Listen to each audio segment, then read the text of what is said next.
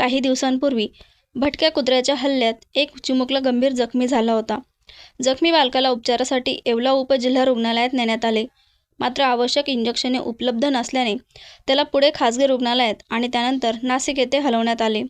नाशिकमध्येही उपचारासाठी विलंब झाल्याने अखेर कुटुंबियांनी बालकाला मालेगाव येथील खासगी रुग्णालयात दाखल केले।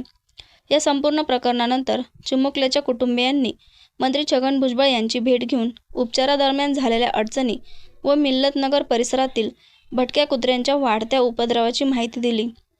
फक्त कुत्रे पकडण्याची घोषणा नको, कायमस्वरूपी बंदोबस्त करावा अशी मागणी त्यांनी केली।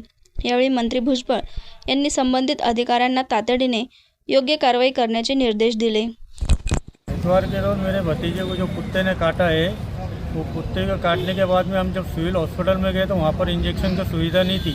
वहाँ से निकल के हम शाह हॉस्पिटल में आए।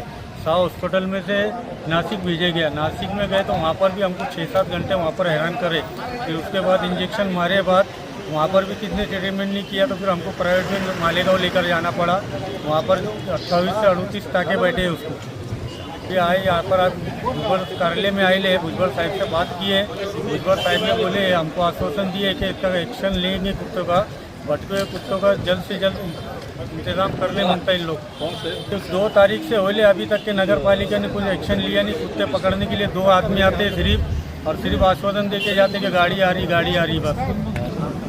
आज हमारे करने था तो हमने इधर उधर करके प्राइवेट में उसका काम कर लिया। कोई जोड़ गरीब का होगा तो उसका बच्चे का तो वो जगहों पे डेट हो जाएंगी।